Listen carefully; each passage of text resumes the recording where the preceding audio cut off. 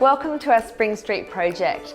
This home was built by a developer. Once our owners purchased the block, they really wanted to make this home their own. So it meant getting rid of the glossy white kitchen and warming this space up, which is exactly what we've done. The entire open plan living was quite long and narrow, so we really wanted to accentuate the length of the home. How we did that is, we've zoned this open plan space so that every area has a key role to play. On the left-hand side is our formal sitting area. As you can see, we've installed a new gas fireplace which heats up the whole area. In the formal sitting area, we have this box in the corner. This hides our NBN, our telephone, everything else, all the ugly things that you want hidden away. What we've done is created a perforated screen so that it still ventilates, which makes all the appliances work without a hitch.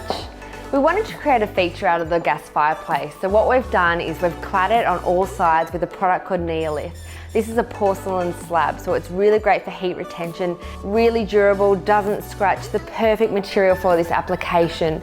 Underneath the fireplace, we've installed a kicker in a jellyfish brass. It's a really mottled, really antique kind of looking brass, just to add a bit of warmth to this area. It also has allowed us to raise the fireplace off the floor, so that when you're sitting here of an evening, the flames are at eye level. Leading from our formal sitting, we then come into the lounge room area of the home. Here we've got our beautiful chaise lounge, which directs itself to the TV and of course to the fireplace. We've incorporated a large storage unit, which can also double up as a bench seat. So when our family has multiple people over, people can be sitting on the bench seat and sitting on the lounge, still conversing with one another. On this length of the room is the kitchen. As you can see, it's black and white, really simple and timeless, but we've warmed it up with hints of brass in our pendant lights and the warmer timber of the walnuts, which you'll see throughout. The kitchen itself really lends itself to entertaining. We've got plenty of appliances, great space between all of the areas. We were wanting to keep all of our existing window openings in this project, so we had to work with the sizes we have. This window in particular is quite tall, so what we did was we incorporated full height cabinetry the full way around the window. This then allowed us to have a little reading nook with an upholstered top.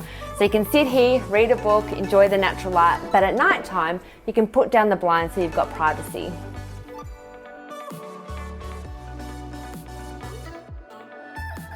In the kitchen, we were working with this beautiful long splashback window. This floods so much natural light during the daytime, but at nighttime when you want the privacy, an electric blind takes care of that.